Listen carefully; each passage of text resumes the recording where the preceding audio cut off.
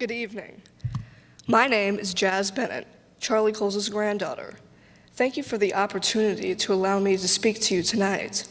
It's absolutely an honor to speak on his behalf. Now, many of us know his contributions to the game of basketball and how he was such a phenomenal person. He's had many achievements at both Central Michigan as a coach and Miami, as a player and a coach at Miami too.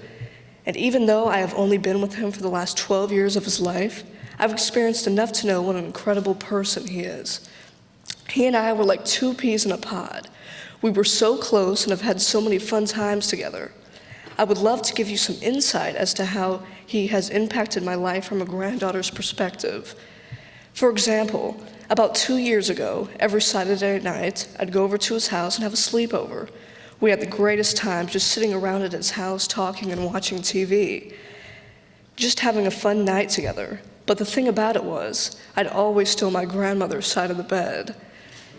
The next morning, we'd get up and go to church and usually spend the rest of the day together. Another time in 2011, he took me, my cousins, and my aunt and uncle to Disney World, which was a dream of his. We had so much fun going on rides while he watched us have a great time. When we arrived home, he said, "Now what do you guys think about going to New York City?" And we gave him a look that said, we just got back from Disney World. He always was thinking of the next big thing for us to do.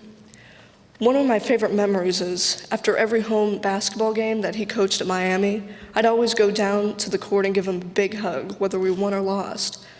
Then he and the team and I would walk over to the band and listen to them play the alma mater.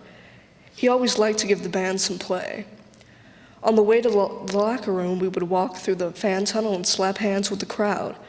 Following his post-game speech, he would call me up in front of the team and I would lead the cheer of 1, 2, 3, Red Hawks. And that was always a big deal for me to be able to do that at every game. These are all memories that will stay with me forever. But one in particular thing that I loved about my grandfather is that he wanted my dream to come true as much as I do, if not more. He is a huge part of my basketball life. That big dream of mine is to follow in his footsteps and continue his legacy. I plan to play Division I basketball and coach just like he did. And I know that it's a huge dream to accomplish, but I know if I stick with it and work hard, I will succeed. I started getting serious about this dream in the 4th grade. My grandpa called up a nice man named Dean Lockwood, an assistant coach for Tennessee women's basketball. He invited us to visit with their players and coaches to watch them practice. My family traveled to Knoxville and had a great time. I was in awe during the experience. Everyone was so nice, and somehow, some way, I could see myself in the players' shoes as a college athlete. This was the defining moment for me. My dream became bigger, and my grandpa's the one who encouraged me to embrace it. One summer, my grandpa encouraged me to shoot as many shots as I could. We recorded the amount I took in each session. I was able to get 6,794 shots up.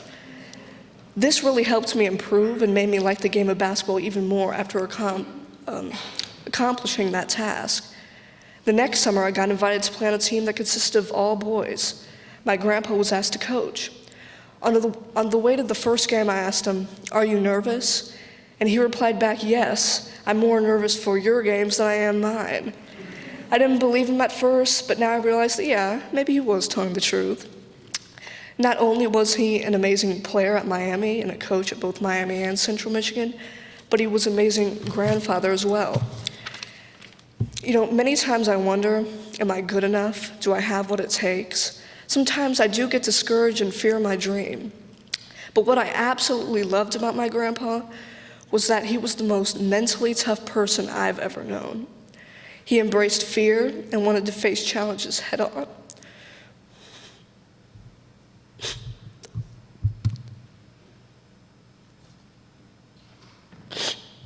I'm sorry. Sometimes I just get emotional, but... You're doing fine. You're doing fine. We'd be really proud of you right now.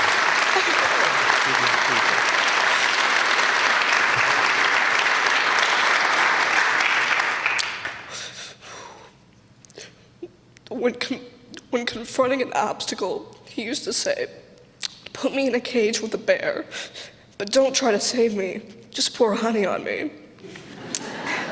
What he meant by that was, he wasn't afraid of anything, and I always admired that about him. I always try to work hard and put a lot of dedication into what I do with my life. Even on the bad days, I look forward to the future. A quote he used to always say, "Yesterday was history, tomorrow's a mystery. Today is a gift, and that's why it's called the present." The point he was trying to make was, yesterday was the past, so don't worry about it, because we still have the future to look forward to. So use today to make something happen, and believe you can do anything.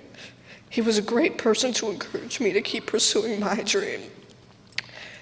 You know, there isn't a day that goes by where I don't think about him. He was my best friend, and I loved him with all of my heart. So I hope tonight we honor him, not just for his great accomplishments, but also for the fact that he was such an incredible and inspiring person. I thank all of you for giving me the opportunity to stand here and talk about what an amazing grandfather and best friend he was to me. Thank you, and good night.